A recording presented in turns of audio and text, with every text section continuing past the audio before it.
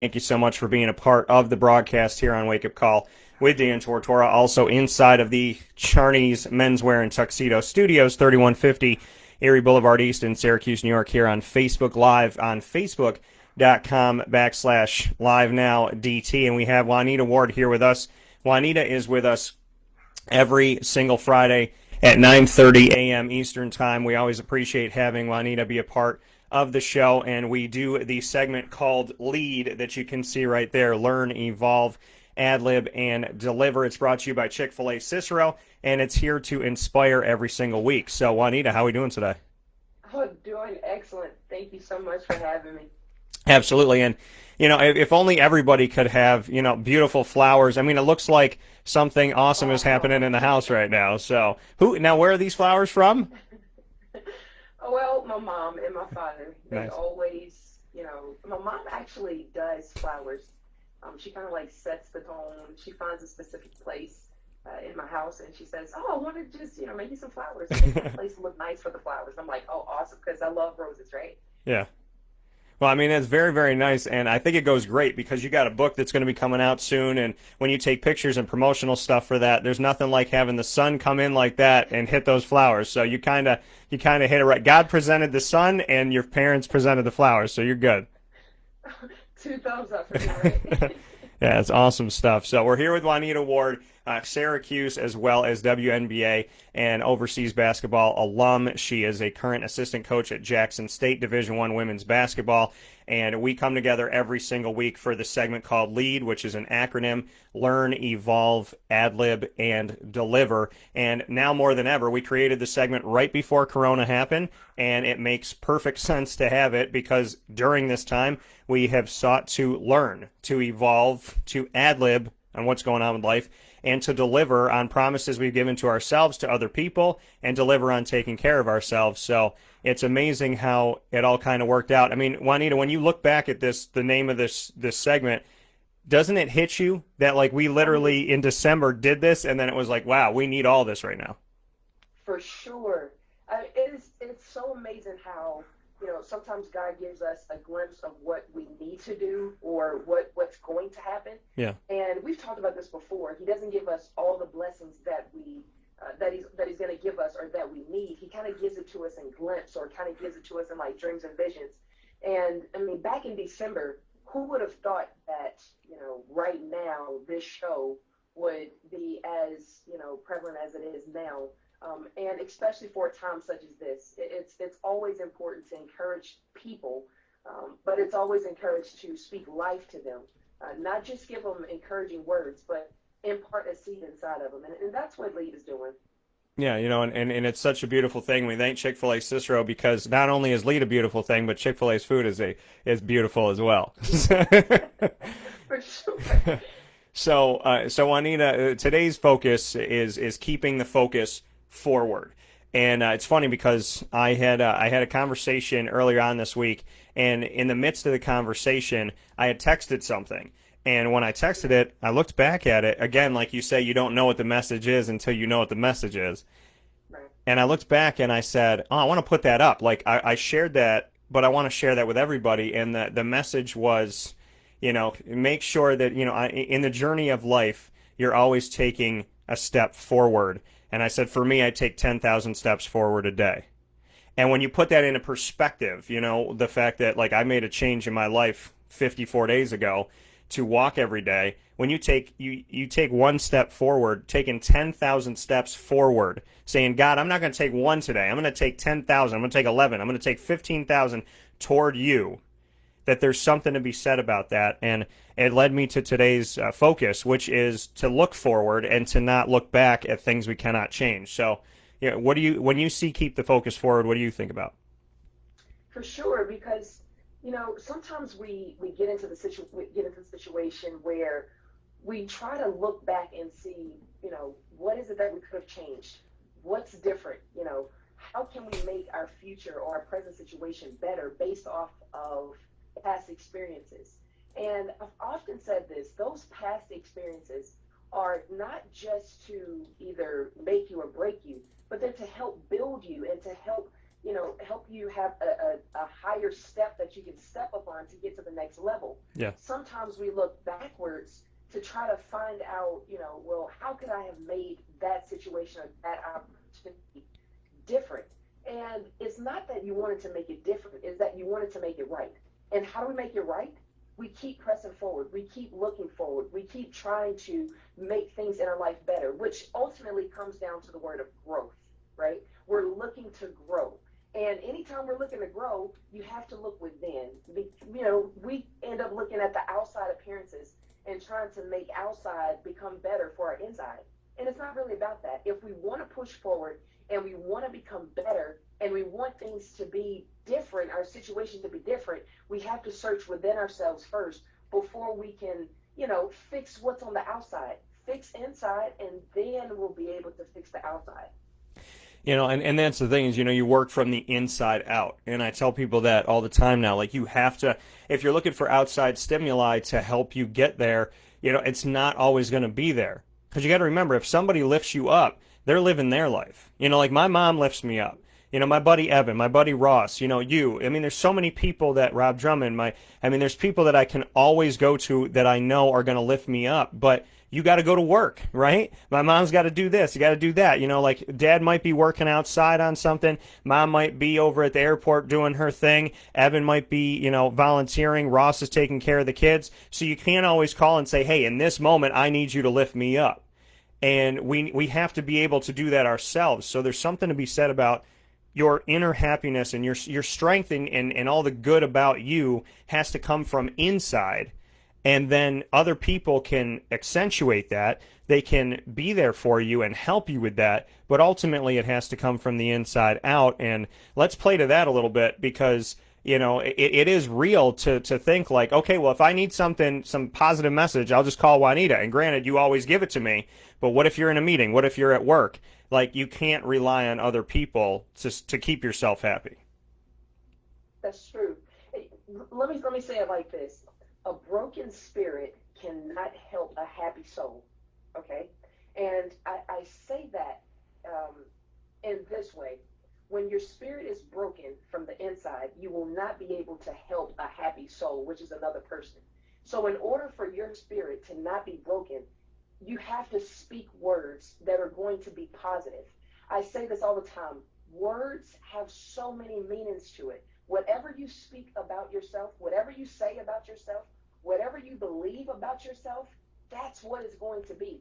If we speak words that are going to be discrediting, damaging, that are going to be dysfunctional to who you are and what you're trying to achieve, I've never heard a billionaire say, oh man, I won't be able to make this amount of money, or I'm not going to be able to put this in that stock, or I'm not going to be able to invest this amount of money and not get something back in return, or that's a bad idea, I don't really care about that idea. Every single idea that a businessman or a billionaire or businesswoman or a billionaire woman decides that she wants to do, she goes into it with a positive attitude because she knows that's the person that she or he is from the inside out, and their spirit is not broken.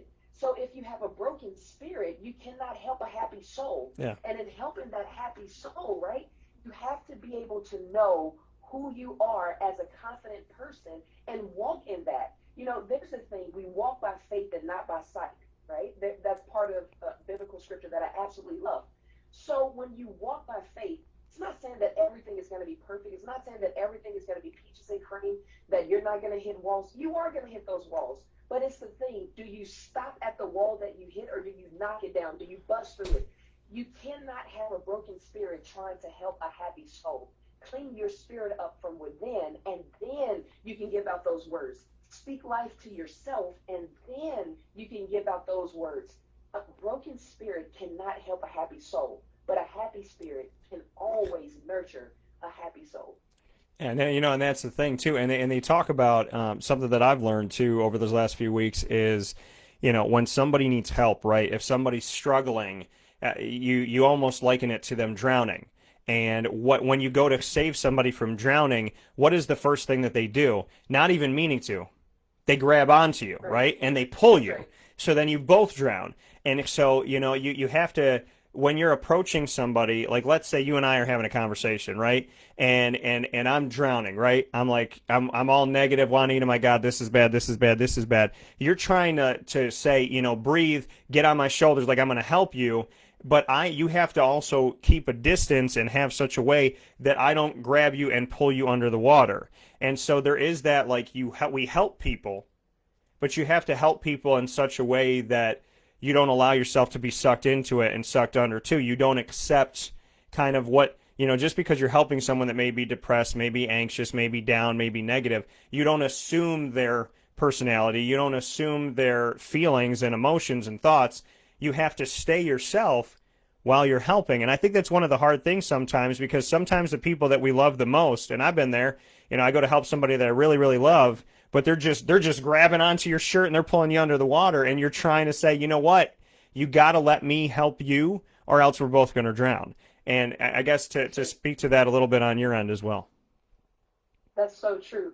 And a part of reading this book that I'm writing is, you know, sometimes it feels like the world is on your shoulders. Yeah. Sometimes it feels like you can't amount to anything. It's like everything is coming at you at one time. And I wrote the book to encourage people to know that because those things are coming at you, it doesn't mean that you're not that leader. It doesn't mean that you're not a warrior. It doesn't mean that you're not a giant trying to defeat any type of obstacle. It doesn't mean that you're not David, a small David inside of you trying to defeat. Yes, you are going to have a weight on your shoulder if you are a leader. You are going to have problems that you have to encounter if you are a leader.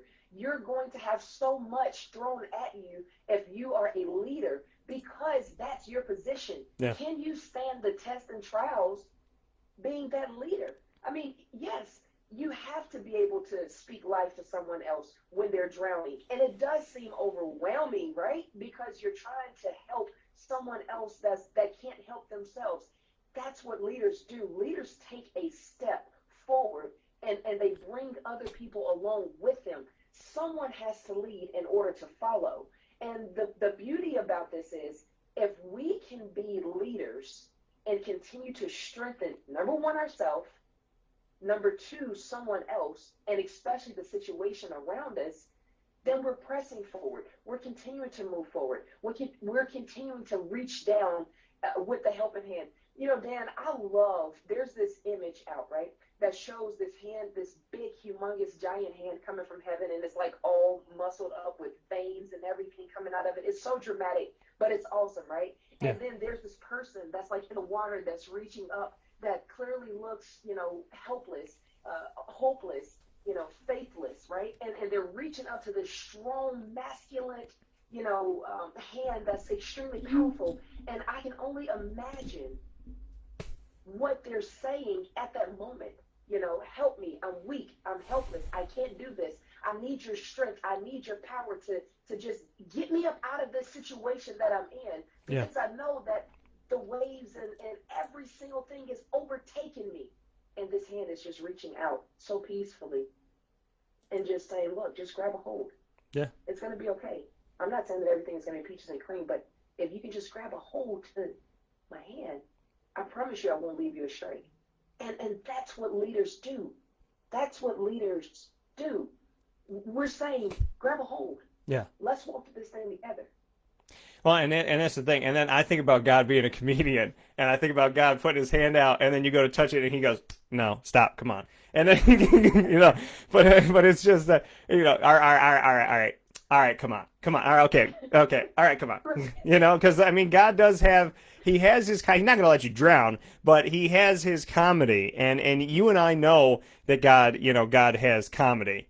I know when stuff happens to me, you know, 1, 2, 3, 5. I just look up. I go, "Are you having a day? Is this a bad day for you? Like, are you just having a day?" He's just sitting up on the chair, going, "I am bored out of my dang mind. What's Dan doing?" You know what I mean? And he does. He just kind of, what would Dan do if I put this right here, right now? How would he react to that? And you know, and so and I do react in a comedic way. And the thing is, you know, I appreciate that God gave me my sense of humor. And I guess I appreciate that he makes me use it all the time. But it's the reality of, as we navigate through life, for anybody that's listening and watching right now, we appreciate it. And you're listening and watching to Lead, Learn, Evolve, Ad-lib, and Deliver with Juanita Ward and myself, Dan Tortora, brought to you by Chick-fil-A Cicero on 7916 Brewerton Road in Cicero, New York. When we go through life, it's so easy to get upset. Like yesterday was just a weird day. You know what I mean? Like I had a lady cut me off. I talked about it in the annoying moment of the week. I'm looking at her going, coronavirus. Like that's what I'm going to say to people when people do stupid stuff. Take my last almond milk. I'm going to be like Corona, I'm just going to cough right on it. But you know what I mean? It's like, it's one of those things where you look at life and things happen. And yesterday was just a weird day, kind of just like weird feelings and stuff and whatnot. And you go through the day and but you want to appreciate those moments and appreciate that day and just realize that that's still a day that the Lord made. It's still a day that's been given to you. And whether it makes sense or it doesn't, some things are in my control, right? I could watch my favorite, I could watch Schitt's Creek last night before I went to bed and I could laugh. I could still play with my dog. I still got to see my mom, help my mom out with some stuff. I made myself a nice dinner. I got to my 10,000 steps for day 53. Like there's certain things where you just kind of take a deep breath and go, I'm going to do my show. I love doing my show. I'm going to take my walk. I'm going to feed myself. I'm going to nurture my life. I'm going to be good. I'm going to check in. I talked to one of my friends, Daryl, for like 2 hours last night, and we went in, we laughed a lot. And, it's like no matter how the day went that was out of your control, there's still those pieces that are always in your control. And I think it's important for us to remember something that was, and it still sometimes is, but one of the hardest things, Juanita, for many of us probably to deal with, definitely me in my past and as I grow through it, we cannot control literally anything except for what we say, what we do, how we think, and how we kind of express it. There's nothing that you can control in this world except for yourself. And a lot of us spend a lot of time trying to change the past or change a person or change a situation, and we have no control over those things. That's true. That's true. When we go back and try to change ourselves, it's like we're trying to put pieces together that don't fit with that piece or fits with this piece, or we've found something in a magazine and we're like, oh yeah, that fits me, or we saw something on TV and we're like, oh yeah, that fits me, or we try to put pieces together. And I'm telling you, I am caught of this myself, right? So like I'll look at a magazine and I'll go, oh, that's cute what she has on. Yeah, let me see about that. And then I'll go and buy it, and I'm like, oh no, this is not cute. It was cute on her, right? Like the way the photographer, told her to stand, and she made the picture just look absolutely phenomenal. Yeah. And then I put it on and try to stand the same way, and I'm like, oh no, seriously, don't ever try that pose again. And they're airbrushing, they're putting all types of things in there, like it doesn't even look like her, Yeah. Yeah, you got to have a fan on you at all times. You got to have somebody spritzing water. Like, yeah, it's not gonna happen. Right. And so I'm trying to blow my hair in the air and probably capture this picture or capture that scene, and it's totally not working at all. And but that's the thing, though, right? It's trial and error. We try things, we do things, we try to put pieces together that sometimes fit, but ultimately it really doesn't fit because that wasn't the timing for that particular opportunity or that particular situation. And so it reminds me back again with Jeremiah 29:11, for I know the plans that I have for you, thus says the Lord, plans of good and not of evil, to give you a future and a hope. And it reminds me also of Jeremiah 1:5, before I formed you in your mother's womb, I knew you. And I stopped there because we all have a purpose and a destiny and a destination. Yeah.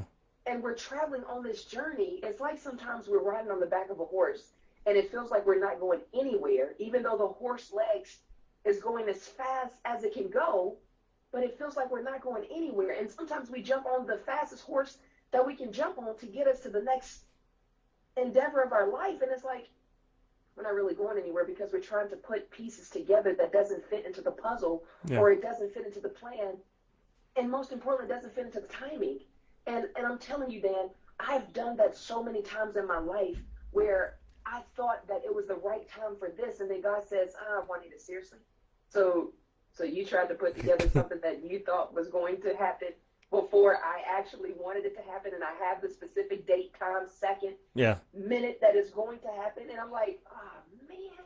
And then that's where you have to like look up at him and go, all right, my bad, you got it. Yeah. You know, and so I'm reminded of that. My timing is not the timing of God's timing. And when he wants to move us into that specific place, we'll be there. But I believe right now is the perfect time more than ever to expect the unexpectancy, more than ever to be blessed abundantly, even though it looks like a storm is completely overwhelming us. Yeah. It's that hand again. It's God reaching out again and saying, look, don't drown. I got you. You know, I think about this, Dan. It's Peter walking on the water when Jesus called him out there out of the boat. And, you know, Peter's like, yeah, God, yeah, Jesus, I'm going to come out there to you. And he's walking and he's walking and he's walking. All of a sudden, he takes his eyes off of the prize and he starts to drown. How many times have we taken our eyes off of what God is calling us to do? How many times have we tried to do things out of our control and it looks like we're all drowning, right? Yeah. You said it, Dan. We can only control what we can control. And everything else that we cannot control, we have to allow God to take the lead in that. We have to. And that's the thing is, you know, we could laugh about it, but, you know, in the moment, and we have to remind each other, we have to go back and watch this video of us laughing, because there are those moments where I'm just like, no, I got it. God, no, you got stuff to do. You got it. Just, Right. I got it. No, you just go. I'm going to get this one. Right. I'm good with it. You're overseas today. Yeah. I'm here. Yeah. I know what I need. I know what I'm going to do. And then he does. He just kind of puts his hand on, you know, all right, go ahead. Do your thing. But, you know, and then eventually he's right there trying to, you know, like, this is where I tried to bring you. Like, this is where I wanted you to go. And it's funny because you look at things in your life that don't work out, and then you say, okay, well, there's two choices. And I tell people this all the time. You have two choices when you have some type of heartache, pain, something that happens in your life. You can either be depressed and anxious and go that route and just be down and keep your head down, or you can see the positive. You can see the comedy of it all. Like, you know, and I know that, you know, stuff has happened in both of our lives. And recently in mine, I was like, okay, what am I going to do from here? And I just thought about, what can I control? I love my job. I love what I do. I love my dog. My day to day, I go to sleep with my my little girl, my daughter, Lily, wake up with her, love her up, be good to her, do my show. And then I go out, I walk at least 10,000 steps a day. I do that. So to me, it's like, and those two things are good enough for me. Do my show, get my 10,000 steps in. After that, I find peace. So to me, it's gravy. You know, it's like, where am I going to go for lunch? Who am I going to call today? Who am I going to be in touch with? And this, that, and whatever. But, you know, outside of that, it's like, I like what I can control. And I like those things that I have in my life. And I started to let go of the things that I can't. Now, I'm not perfect. And I have my moments. And yesterday when that lady cut me off, everything inside of me was just like, Corona, woman. Like, Rona. How do you not get it? And when you throw you're cutting me off while you're throwing your hands up. Like, you're putting me into like the side of a building while you're like, you know? So, I mean, it's one of those things where you have two choices in life. You can be depressed and sad, or you can find the comedy, as hard as it is, and find some type of silver lining. My silver lining was, I took more control of my life coming off of a situation where I had no control. So, like, that's where I feel like we have to grow and we have to learn, and always keep the focus forward. Because if you drove your car like this, you'd crash every time. And I try to paint that perspective to people when they keep saying to me, yeah, but my past, but if I just, and, you know, that person that I left back there that God said isn't good for me, like, if I just go pick them up, like, maybe it'll be better if I get them this time. If you drive looking backward, you're always going to crash.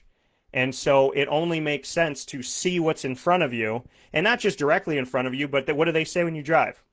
Make sure that you're always keeping your eyes moving in case anything's coming from anywhere. So if you're not focused forward and you're not looking at the different areas and different opportunities, then you don't know what can happen.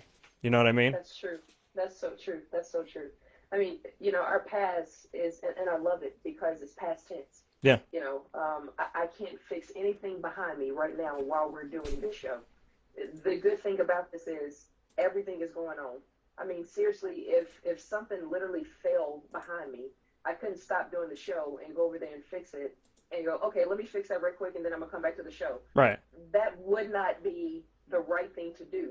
The thing is, you let it do what it's going to do, and then you keep moving forward. Because here's the thing, everything, my mother said this before, there's nothing new under the sun. Yeah. Some things that you've encountered in your life is going to come around full circle, right? And when that opportunity does present itself again, that now is when you have the opportunity to make it right, right? I'm not saying that every situation is going to come around, but some things do come back around. Yeah, because you're hoping like some of those people don't come back around. Right, for sure. But here's the thing. Sometimes some people come back into your life for a reason, right? At that moment, you're more mature, you've grown, and now you have a deeper understanding of who you are as a person. I get these calls a lot of people in my past, right? Like exes, right? And they call and, they want to talk and they want to make things right. And I've told this story before, like, it's not about the making it right now. If it could have been right, why didn't we fix it then? Right. Why see the growth of who I am now? Why see the growth of what I'm doing now, the progress, the success of what I'm doing now? And now you want to jump back on the bandwagon and go, oh man, I want to get back. I want to get back with her for that reason, X, Y, Z. But now I'm older, I'm wiser, I'm more mature, and I understand why we wasn't together, why we broke up. But you're just now saying, oh man, I should have stayed with him. And here's the thing, right? We typically naturally go, well, should I? Maybe. Yeah. It might work out now. Yeah. But then you still hear that small voice and you're like, nah, Yeah. I shut that door for a reason. I shut that opportunity. It's like Monsters, Inc. They're trying to push through that door. You're like, Right. And it's not that you dislike them, right? Right. I don't dislike any of, my exes, right? But at the end of the day, you grow from it. I don't dislike any old situation that I've ever been a part of, but you grow from it. I don't dislike any no's that I've ever encountered in my life. I've grown from it. I don't dislike any of the brick walls. Did they feel good? No, right? Some of them I caused. Some of them was caused, by whatever the situation may have been. I don't dislike any of those situations. You know why? Because I looked at those situations and I figured out how to grow from them. I figured out how to become a better person from them. Even through some of those situations, I even questioned myself, okay, what could I have done better? It's a self-check, a self-realization thing. What could I have done better? And from there, that's how I've grown. That's how I've been able to say, you know what? For the joy of the Lord is my strength. This is the day that the Lord has made. I'll rejoice and be glad in it. Because I know that every day, I didn't make these days. I just happened to wake up in this day, in this time, at this moment. What am I going to do with this opportunity that I have? What am I going to do with this blessing? How am I going to be thankful? How am I going to be grateful? How am I going to be humble? Because some people are not waking up this way. Some people didn't even wake up this morning. Last night was their last breath.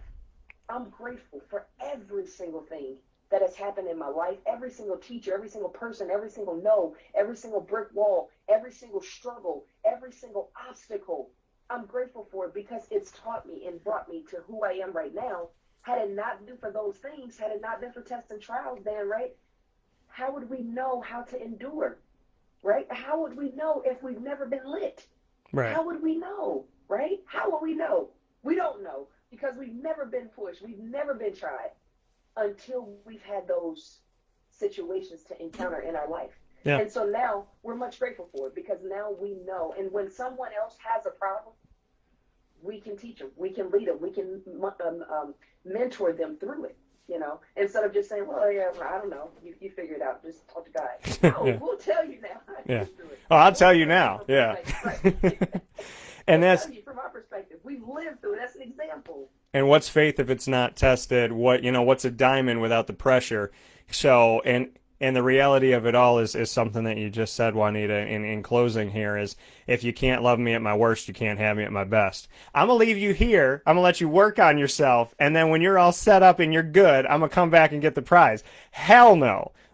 No, you better like me when I'm rags to riches. You know what I mean? You better like me when my clothes are torn, when I'm living in a cardboard box, when I'm eating ramen and peanut butter all day, every day. But, when I got steaks and, I got filet mignon cooking and I got lobster tail and I'm dressed all to the nines, I don't want you showing up with a dress on going, I'm ready for the party. Well, you ain't invited. So, you know what I mean?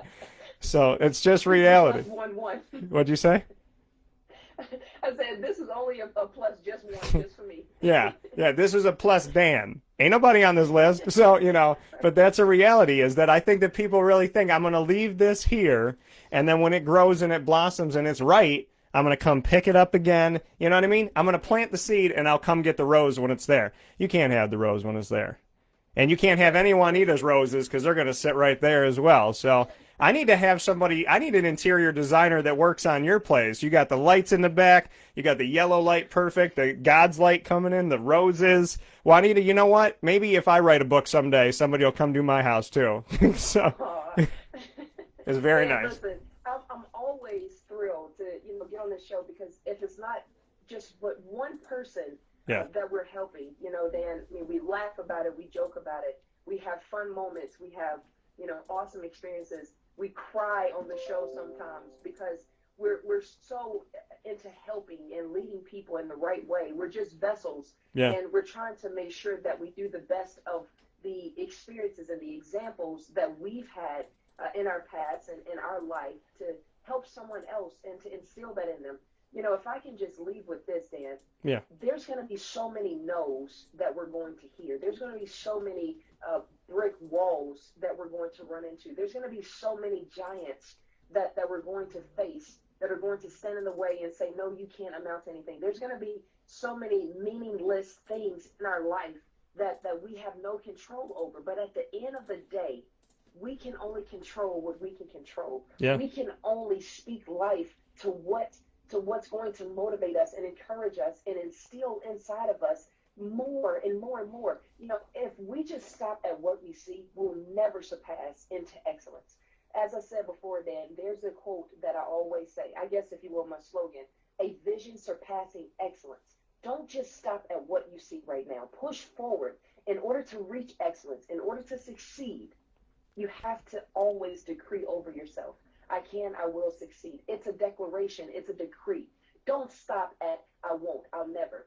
Start with the decree. I can, I will succeed. And it'll lead you into your next endeavors. Yeah, absolutely. And that book is coming out very, very soon, July 15th of 2020. And I cannot wait because, as you know, in the studio, I call them Easter eggs. And I'm due to change some stuff up here and move some things around. When that book comes in, it'll be sitting right behind me. So I'm very excited about that moment. Juanita, as always, we spread love, positivity, faith, cheer, all the good stuff, and we do it with smiles and we do it laughing. Like you said, sometimes we cry on the show. We make it real, and that's the beauty of it all. And I'm gonna cry a little bit after the show that ain't nobody bought me roses. So, but besides, and they owe it to me because Toronto won that championship, and I need apology letters, roses, chocolates.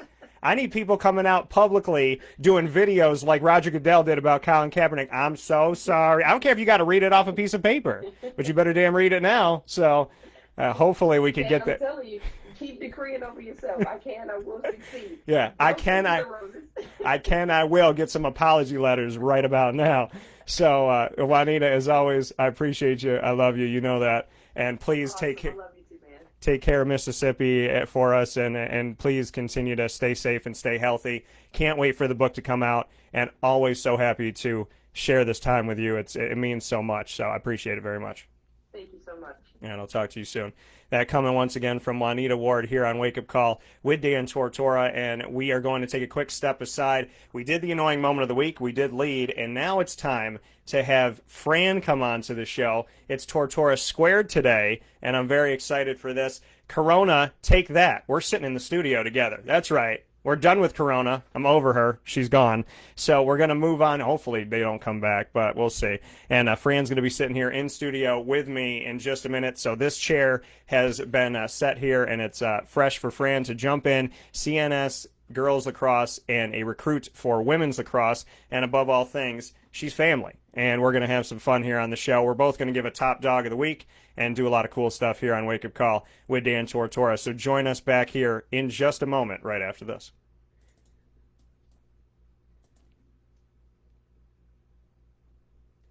I'm George Townsend of Honda City with some good advice from buying a new car. The true cost of owning a new car is determined by the appraised value when you trade it. No vehicle appraises higher than a Honda. Next, look for low APRs and deep discounts. You also want low maintenance costs and great fuel economy. That's why my advice to you is to buy a new Honda. Looking pre-owned, visit our Honda Certified Used Car Center. Honda City, 7140 Henry Clay Boulevard, Liverpool, or HondaCity.cny.com.